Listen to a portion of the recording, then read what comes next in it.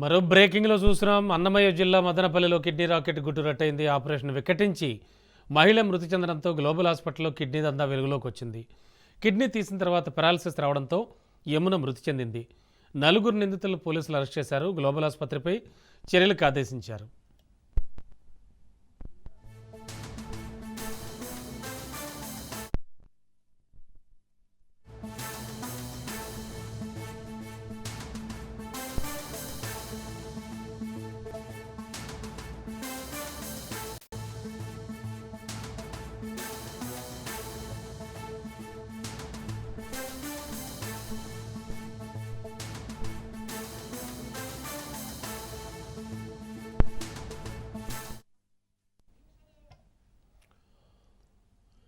అన్నమయ్య జిల్లా మదనపల్లిలో kidney racket గుట్టు రట్టయింది. బ్రేకింగ్లో చూస్తున్నాం. ఆపరేషన్ వికటించి ఒక మహిళ మృతి చెందడంతో గ్లోబల్ హాస్పిటల్లో కిడ్నీ దందా వెలుగులోకి వచ్చింది.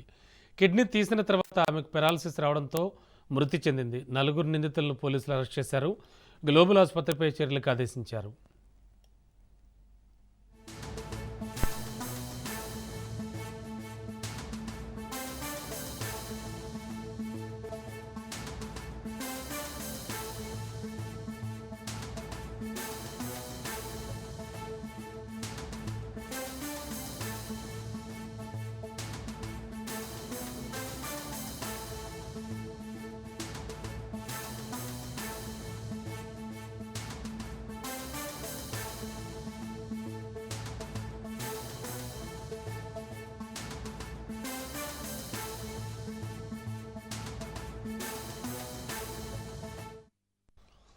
బ్రేకింగ్లో చూస్తున్నాం. అన్నమయ్య జిల్లా మదనపల్లిలో కిడ్నీ రాకెట్ గుట్టు రట్టయింది. ఆపరేషన్ వికటించి మహిళ మృతి చెందింది.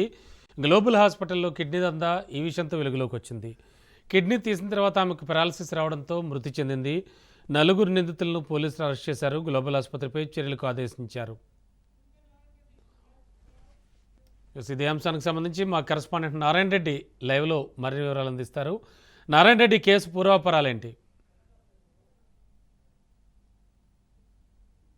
యశ్రమణ మదనపల్లిలో కిడ్నీ రాకెట్ యొక్క ఉదంతం పట్టబయలైంది. అంటే ఆదివారం మధ్యాహ్నం వైజాగ్ మధురవాడకు సంబంధించిన యమున అనే ఓ మహిళను మదనపల్లికి తీసుకొచ్చారు. అంటే మదనపల్లిలో ఎవరైతే బ్రోకర్లు ఉన్నారో పద్మా, సత్య, వెంకటేష్ అనేవి ముగ్గురు ఆమెను కొన్ని మాయమాటలు చెప్పి నమ్మించి ఇక్కడికి తీసుకురావడం జరిగింది. ఇక్కడ తీసుకొచ్చిన తర్వాత ఆమె యొక్క కిడ్నీని కూడా వేరొకరికి మార్చే సమయంలో ఆమెకి అనారోగ్య సమస్యలతో పాటు కొంత పెరాలసిస్ రావడంతో ఆమె మృత్యువాత పడింది. అయితే సోమవారం మధ్యాహ్నం ఈ యొక్క ఆపరేషన్ జరిగిన నేపథ్యంలోనే ఆమె చనిపోవడం జరిగింది.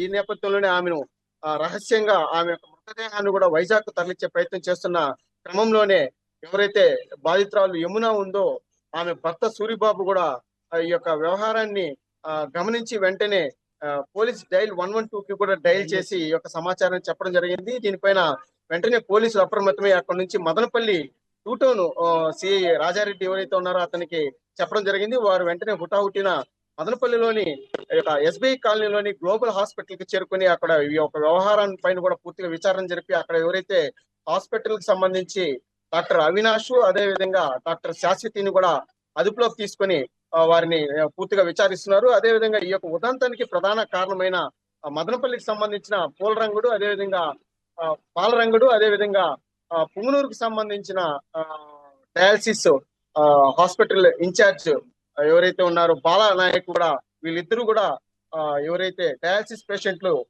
హాస్పిటల్కి వస్తారో వారిని ధనవంతులుగా అంటే డబ్బున్న వారిని చూసుకొని వారికి కిడ్నీలు మార్పిడి చేస్తామని చెప్పి కూడా నమ్మబలికి వారి ద్వారా ఈ యొక్క గ్లోబల్ హాస్పిటల్లో కూడా చేస్తున్నట్లు కూడా తెలుస్తుంది. అంటే గతంలో కూడా ఇలాంటి సంఘటనలు చాలా జరిగినట్లుగా కూడా ఆరోపణలు వినిపిస్తున్నాయి. ఎవరైతే ఈ డాక్టర్ అవినాష్ ఉన్నాడో అతని తండ్రి కూడా చిత్తూరు TCHS గా కొనసాగుతున్నారు.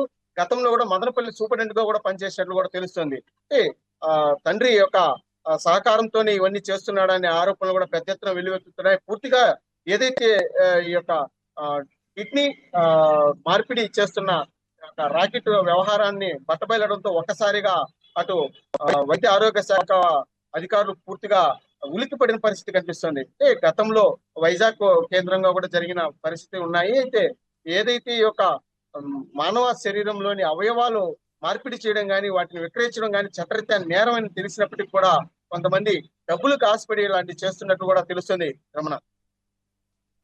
Thank you.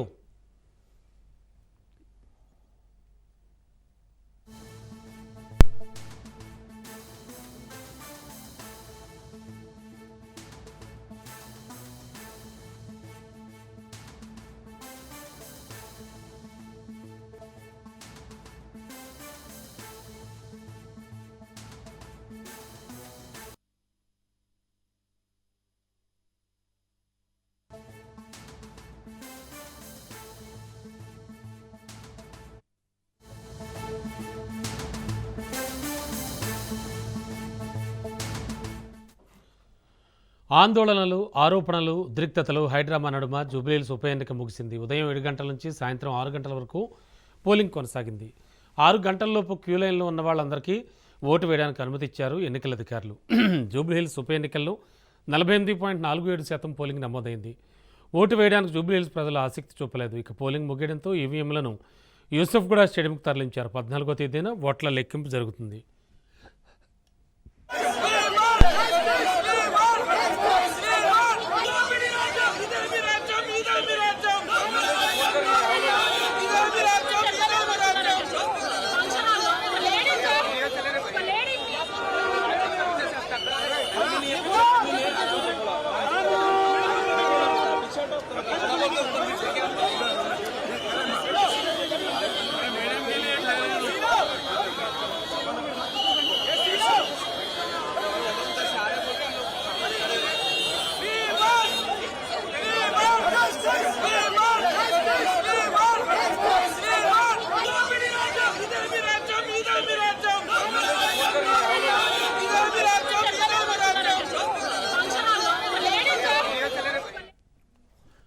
ఉత్కంఠ రేపిన జూబ్లీహిల్స్ ఉప ఎన్నిక పోలింగ్ పూర్తి కావడంతో ఫలితంపై సర్వత్రా ఆసక్తి నెలకొంది. మెజార్టీ ఎగ్జిట్ పోల్స్ అధికార పార్టీ కాంగ్రెస్ వైపే మొగ్గు చూపుతున్న గెలుపు అవకాశాలపై ప్రతిపక్షం కూడా విశ్లేషణ చేస్తోంది. కాంగ్రెస్ బీఆర్ఎస్ల మధ్య 3 నుంచి 7% ఓట్ల వ్యత్యాసమే ఉన్నట్లు ఎగ్జిట్ పోల్స్ అయితే వెల్లడిస్తున్నాయి. ఇక బీజేపీకి నామమాత్రంగానే ఓట్లు వస్తాయని సర్వేలు చెప్పాయి. బీఆర్ఎస్ నుంచి మాగంటి సునీత పోటీ చేయగా కాంగ్రెస్ నుంచి నవీన్ యాదవ్, బీజేపీ నుంచి దీపక్ రెడ్డి బరిలో ఉన్నారు.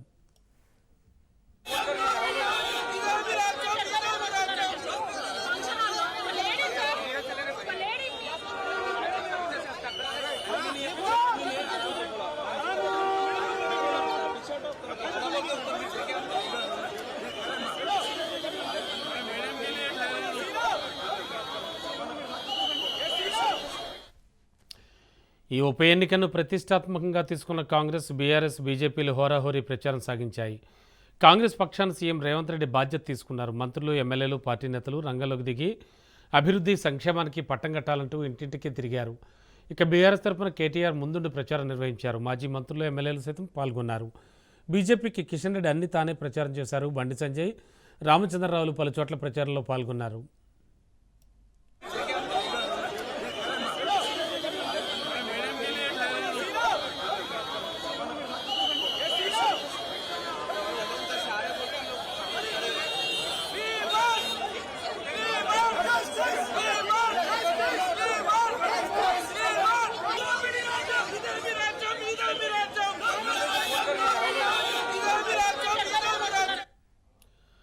జూబ్లీహిల్స్ బైపోల్ ఫలితాలు ఈ నెల 14న వెలువడతాయి. యూసఫ్గూడలోని ఇండోర్ స్టేడియంలో ఓట్ల లెక్కింపు జరుగుతుంది.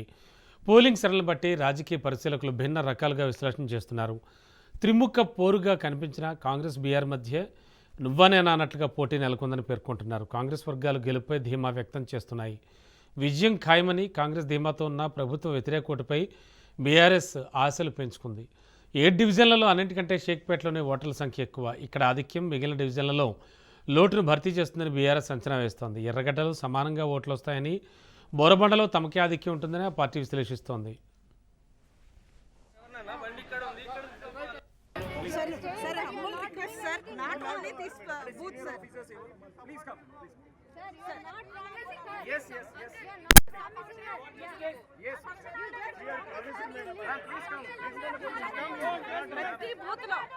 ఇప్పటికి 10% అయింది.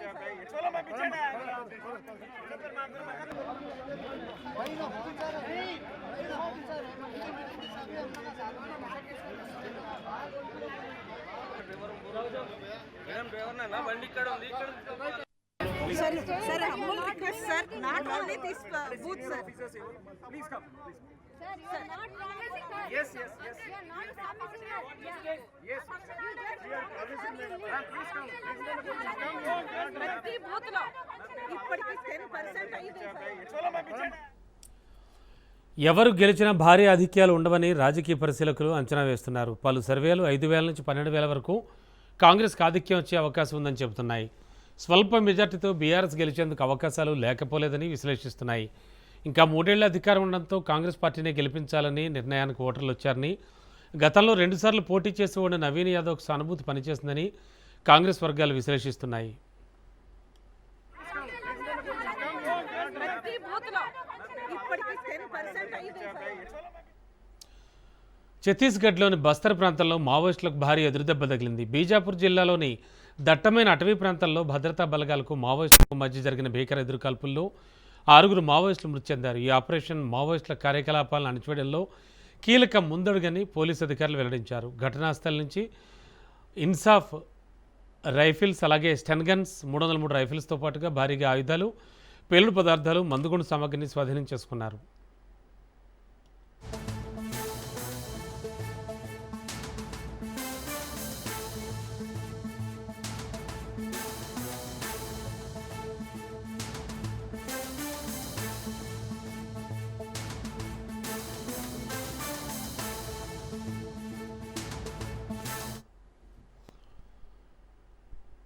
ఢిల్లీ బాంబు పేలుడు కేసులో కొత్త కోణం వెలుగులోకి వచ్చింది.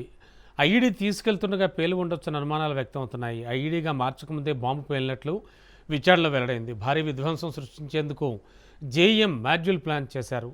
ఎన్ఐఏకు విచారణ బాధ్యతలు అప్పగించింది కేంద్రం.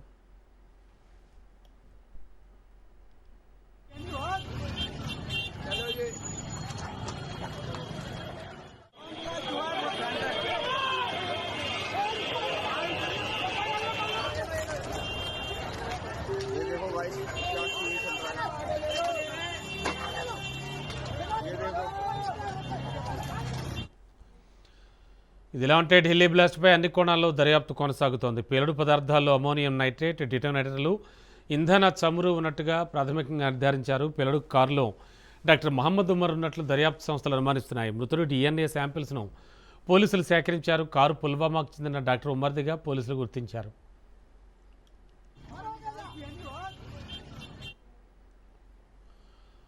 ఇక ఢిల్లీ పేలుడు కేసులో లక్నోకు చెందిన మహిళా డాక్టర్ షాహీన్ను పోలీసులు అరెస్ట్ చేయడం సంచలనం సృష్టిస్తోంది. అల్ ఫలాహ్ యూనివర్సిటీలో ప్రొఫెసర్గా పనిచేస్తున్న షాహీన్ ఉగ్రవాద ఆపరేషన్కు నిధులు సమకూర్చుతున్నట్లు అధికారులు గుర్తించారు.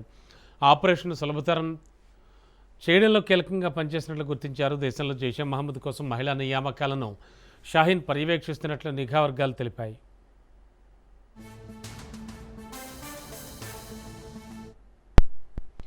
ఇక ఫరీదాబాద్లో కశ్మీర్కు చెందిన డాక్టర్ ముజమ్మిల్ అద్దెకుంటున్న 2 గదుల్లో పోలీసులు 2,900 కిలోల పేలుడు పదార్థాలు స్వాధీనం చేసుకున్నారు. అతను విచారించగా డాక్టర్ షాహీన్ పేరు బయటపడింది.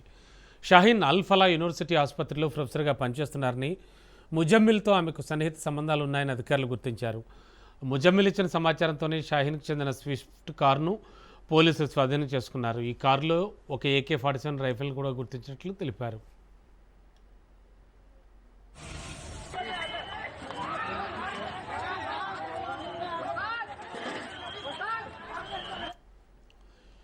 ఈ కేసుకు సంబంధించి హర్యానా వ్యాప్తంగా దాడులు నిర్వహిస్తున్నామని అధికారులు వెల్లడించారు. అల్ఫలా యూనివర్సిటీ క్యాంపస్లో విస్తృత సోదాలు కొనసాగుతున్నాయని, ఈ ఉగ్రకుట్రతో సంబంధం ఉన్న పలువురు అనుమానితులను ప్రశ్నిస్తున్నామన్నారు. ఇప్పటివరకు మెడికల్ కాలేజీ ప్రిన్సిపల్, విద్యార్థులు, సిబ్బంది సహా 52 మందిని విచారించినట్లు పోలీసు వర్గాలు వెల్లడించాయి.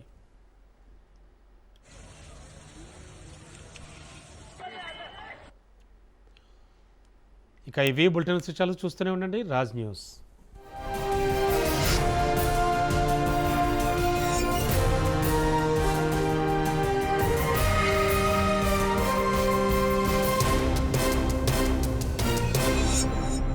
అబ్రాడ్ ఎడ్యుకేషన్ డ్రీమ్ ఫుల్ఫిల్ చేసుకునే గొప్ప అవకాశం. నార్త్ 24 లోన్స్ ద్వారా మీకు కావాల్సినంత ఎడ్యుకేషన్ లోన్ 24 hours లో వచ్చేస్తుంది.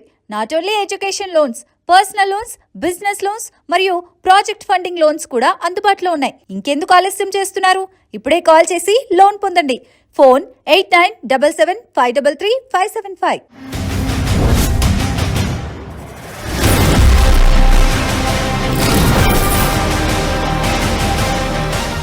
నమస్తే, వెల్కమ్ టు బర్నింగ్ టాపిక్. భారత్లో ఏ చిన్న ఉగ్రదాడి జరిగినా పూర్తిస్థాయి యుద్ధంతోనే సమాధానం ఇస్తాం. మే 10న కాల్పుల విరమణ సందర్భంగా పాకిస్తాన్కు మోడీ ప్రభుత్వం ఇచ్చిన మాస్ వార్నింగ్ ఇది. ఇప్పుడు ఆ వార్నింగ్ను నిజం చేయాల్సిన సమయం వచ్చింది. అవును, దేశ రాజధాని ఢిల్లీ పేలుడు వెనుక పాకిస్తాన్ లింకులు బయటపడుతున్నాయి. పైగా కలుగులో దాక్కున్న ప్రతి ఒక్కరిని బయటకు లాక్కొచ్చి అంతు చూస్తా ఉన్న మోడీ వార్నింగ్ కూడా పాకిస్తానే ఈ పని చేసిందని చెబుతోంది. మరి ఈ క్రమంలోనే ఆపరేషన్ సింధూర్ 2.0 ట్రెండింగ్లోకి వచ్చింది. ఇంతకు ఢిల్లీ బ్లాస్టింగ్ వెనక టాప్ సీక్రెట్స్ ఏంటి? ఎన్ఐఏ విచారణలో ఏం తేలింది? ఆపరేషన్ సింధూర్ 2.0కు నిజంగా రంగం సిద్ధమవుతోందా? Was this?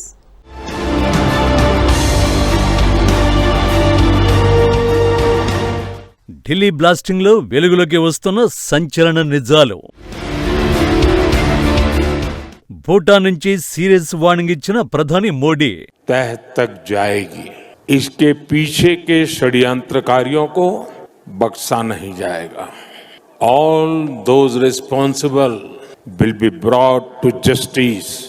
ఆపరేషన్ సింధూర్ 2.0కు నిజంగా రంగం సిద్ధమవుతోందా?